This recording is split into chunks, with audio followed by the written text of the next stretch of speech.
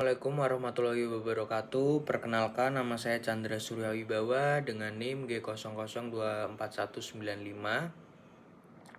dengan Aslab Mbak Zahra. Di sini saya akan membuat video laporan praktikum anatomi blok 2.1. Awali dengan membaca soal yang pertama, jelaskan secara runtut mekanisme terjadinya ereksi dan ejakulasi. Baik, pertama-tama saya akan menjelaskan mengenai mekanisme terjadinya ereksi di penis. Jadi ereksi penis ini sendiri dikontrol oleh sistem saraf parasimpatis di mana serabut aferen pada nervus dorsalis penis, lalu nervus pudendus, lalu cornu posterior segmen sakral, lalu centrum genitospinale. Sementara serabut eferen melalui nervus splaghnopelvi, lalu plexus cavernosus, lalu effector, dan kemudian kontraksi musculus ischiocavernosus dan vasodilatasi arteri profunda penis dan arteri dorsalis penis. Lalu hilisenae dan cavernae corpora cavernosa akan terisi darah. Nah, nanti tunika albuginanya akan mengalami tegang dan vena dorsalis terjepit dan terjadi ereksi sehingga penis bisa tegang. Mekanisme ereksi penis terkait dengan sistem saraf parasimpatis. Rangsang atau stimulus seksual akan diproses pada saraf supraspinal di area preoptik medial dan nukleus paraventricularis di hipotalamus dan hipokampus, yang merupakan pusat integrasi fungsi seksual dan juga ereksi. Impuls dari SSP atau hipotalamus dan hipokampus nantinya akan dibawa ke efektor melalui serabut parasimpatis segmen sakral 2 sampai sakral 4. Sedangkan inhibis ereksi dibawa oleh serabut saraf parasimpatis segmen lumbal 1 sampai 3. Artinya reseptor aferen atau nervus dorsalis penis menuju sentrum segmen sakralis 2 sampai 4. Eferen oleh nervi erynetes yang merupakan serabut parasimpatis sehingga memberi efek berupa relaksasi otot polos corpus cavernosum penis, lalu dilatasi arteri helicinae dalam corpus cavernosum sehingga darah masuk mengisi cavernae yang merupakan ruang-ruang di dalam corpus cavernosum sehingga nantinya tunika albuginea terenggang sehingga vena-vena yang menembus tunika akan terjepit dengan meningkatnya aliran keluar dari jaringan erektil yang dihambat sehingga tekanan interna meningkat dan tetap dipertahankan dalam keadaan demikian. Nah, dengan demikian panjang dan diameter penis otomatis akan bertambah dan disebut berada dalam posisi ereksi. Tunika albugineanya nanti merupakan jaringan ikat melapisi corpora cavernosa yang berperan dalam mempertahankan tekanan darah tinggi di dalam penis sehingga nantinya ereksi akan tetap stabil. Selanjutnya saya akan menjelaskan mengenai mekanisme ejakulasi. Ejakulasi ini dibagi menjadi 2 tahap, yaitu yang pertama ada emisi. Emisi merupakan substansia ejakulasi dari organa genitalia maskulina interna menuju uretra. Ejakulasi substansia ejakulasi keluar dari OUE. Nah, nanti mekanismenya ejakulasi terdiri dari 2 proses, yaitu emisi dan ejakulasi. Emisi sendiri adalah transmisi cairan segmen ke dalam uretra, sedangkan ejakulasi adalah keluarnya cairan semen dari ostium uretra externum. Nah, reseptornya itu ada kulit, glans penis, ductus deferens yang penuh. Terus aferen oleh nervus pudendus sentrum akan membawa rangsang menuju segmen lumbalis 1 sampai 3 efektor. Reseptor kulit glans penis dan ductus deferens yang penuh, nanti aferennya oleh nervus pudendus sentrum akan membawa rangsang menuju segmen lumbalis 1 sampai 3 efektor. Pada saat proses emisi, dinding ductus deferens berkontraksi. Otot-otot kelenjar vesikalis dan bulboreteralis nantinya akan berkontraksi, sehingga sphincter vesica urinaria berkontraksi juga. Nah, proses ejakulasi ini menyebabkan kontraksi arteri helicae sehingga bisa mengalirkan darah ke venula dan ditambah kontraksi musculus bulbospongiosus dan musculus ischiocavernosus sehingga dorongan mekanisme untuk mengeluarkan semen dari uretra. Selanjutnya soal nomor 2, jelaskan secara runtut anatomi organa genitalia feminia externa. Oke, jadi organa genitalia feminia externa ini terdiri dari beberapa struktur yang berperan dalam perlindungan, reproduksi, dan juga fungsi seksual. Nah, yang pertama itu ada vulva.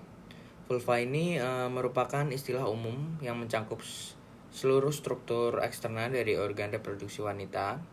Struktur utama yang termasuk dalam vulva itu ada yang pertama ada mons pubis. Isinya itu merupakan jaringan lemak yang terletak di atas simfisis pubis. Ditutupi oleh rambut kemaluan serta setelah pubertas. Fungsinya itu sebagai bantalan untuk melindungi tulang pubis dari gesekan. Ini yang letaknya di paling atas. Lalu selanjutnya itu ada labia mayora atau disebut dalam bahasa Indonesia mulut besar. Itu sepasang lipatan kulit yang panjang dan tebal mengelilingi struktur genitalia yang lebih dalam. Ini juga mengandung jaringan lemak. Lalu terdapat juga jaringan kelenjar keringat dan juga kelenjar sebasea. Fungsinya itu untuk melindungi struktur di dalamnya dan membantu mempertahankan kelembapan. Struktur vulva yang selanjutnya itu ada labia minora. Ini sepasang lipatan kulit yang lebih kecil dari labia mayora. Letaknya itu di dalam labia mayoranya. Bagian ini tidak memiliki rambut, tetapi mengandung banyak pembuluh darah dan juga ujung syaraf, sehingga bagian labia minora ini lebih sensitif. Lalu labia minora ini juga mengelilingi vestibulum vagina. Struktur yang kedua ada klitoris. Struktur erektil kecil yang sangat sensitif karena mengandung banyak sekali ujung syaraf. Nah, di klitoris ini memiliki beberapa bagian utama. Yang pertama itu ada glans klitoris. Ini adalah bagian paling ujung yang tampak. Lalu ada korpus klitoris. Ini merupakan batang klitoris yang tertanam lebih dalam. Terus yang terakhir ada crura klitoris. Ini bagian yang melekat pada tulang pubis. Fungsinya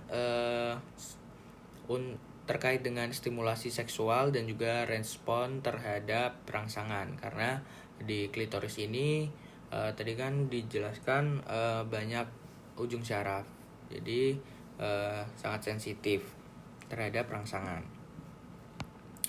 Terus struktur yang ketiga itu ada vestibulum vaginae. Ini merupakan area antara labia minora yang berisi beberapa struktur penting. Di antaranya yang pertama ada orificium uretra externum.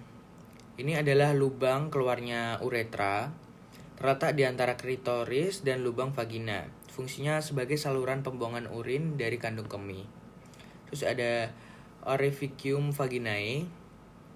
Ini merupakan lubang masuk ke vagina yang sebagian dapat tertutup oleh selaput darah. Pada perempuan yang belum pernah melakukan hubungan seksual atau mengalami aktivitas tertentu yang dapat merobeknya. Terus selanjutnya ada kelenjar vestibularis atau glandula vestibularis, ada yang mayor dan juga yang minor. Ada di sana terdapat kelenjar Bartholin atau glandula vestibularis mayor. Ini letaknya di sisi kiri dan kanan orificium vagina. Fungsinya untuk menghasilkan cairan untuk sebagai pelumas selama melakukan hubungan seksual. Terus kelenjar skene atau glandula vestibularis yang minor. Ini letaknya di area sekitar uretra. Fungsinya itu sebagai sekresi cairan yang membantu menjaga kelembapan di vagina. Lalu struktur yang keempat itu ada perineum. Ini merupakan area berbentuk segitiga yang terletak antara vulva dan juga anus. Di perineum ini terdapat otot-otot yang menopang dasar panggul dan berperan dalam fungsi seksual serta persalinan.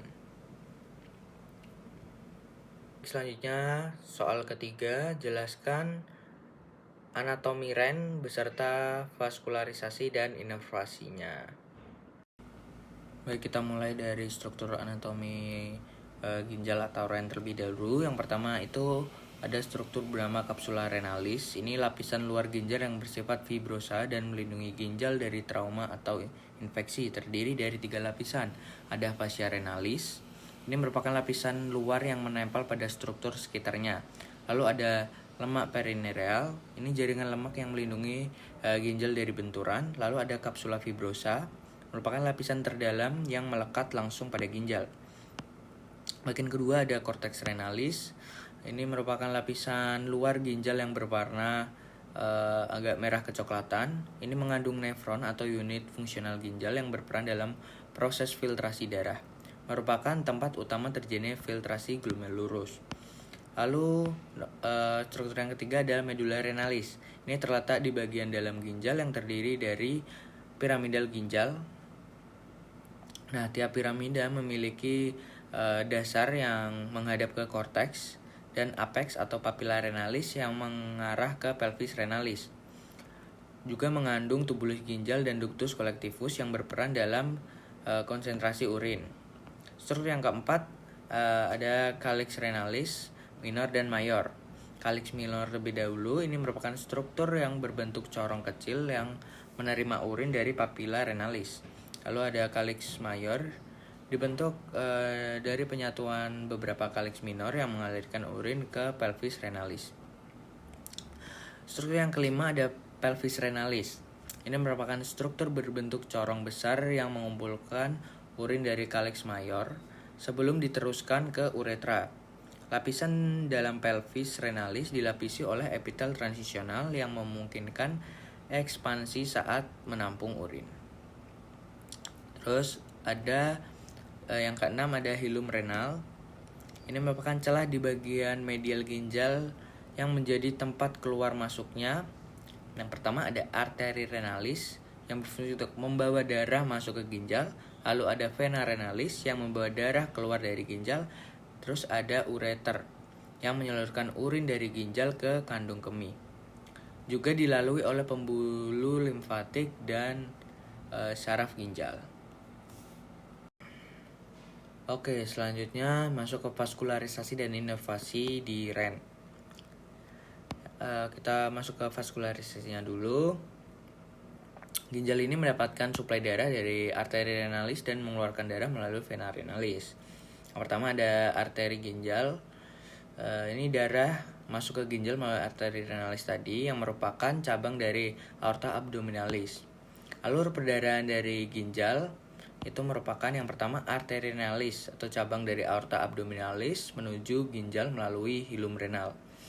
Selanjutnya arteri segmentalis akan membagi darah ke berbagai segmen ginjal.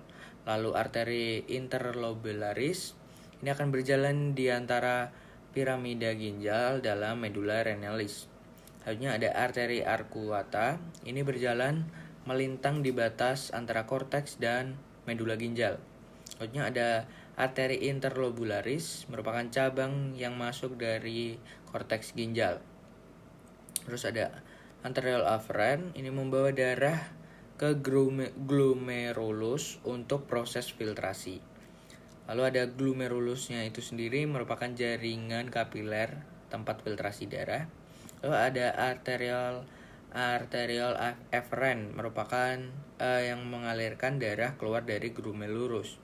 Lalu ada kapiler peritubular. Nah, jika berasal dari korteks, ini akan memberi suplai darah ke tubulus ginjal. Lalu ada vasa recta. Jika berasal dari medula akan membantu konsentrasi urin. Selanjutnya ke vena ginjalnya. Yang pertama ada kapiler peritubular atau vasa recta itu sendiri. Lalu ada vena interlobularis, vena arcuata, vena interlobularis, vena renalis. Nantinya akan bermuara ke vena cava inferior yang membawa darah kembali ke siklus sistemik. Lalu masuk ke inervasinya. Ada arteri saraf simpatis yang terdiri dari vasomotorik untuk mengontrol darah. Berasal dari torakal 10 sampai lumbal 1 melalui ganglion simpatis. Fungsi utamanya untuk vasokontraksi, anterior afferent untuk mengurangi aliran darah ke ginjal. Untuk mengatur tekanan darah dan sekresi renin melalui aktivitas reseptor beta-androgenik. Berperan dalam reseptor respons stres seperti peningkatan tekanan darah dan retensi cairan. Lalu ada saraf parasimpatis berasal dari saraf vagus.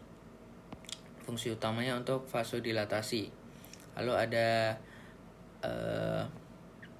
afferent sensorik untuk rangsangan nyeri ginjal. Ini dari saraf sensorik dari torakal 10 sampai lumbal 1 untuk membawa sinyal nyeri ke medula spinalis.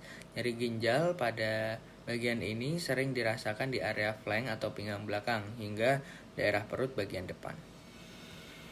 Baik, sekian video laporan anatomi blok 2.1 dari saya. Wassalamualaikum warahmatullahi wabarakatuh. Terima kasih.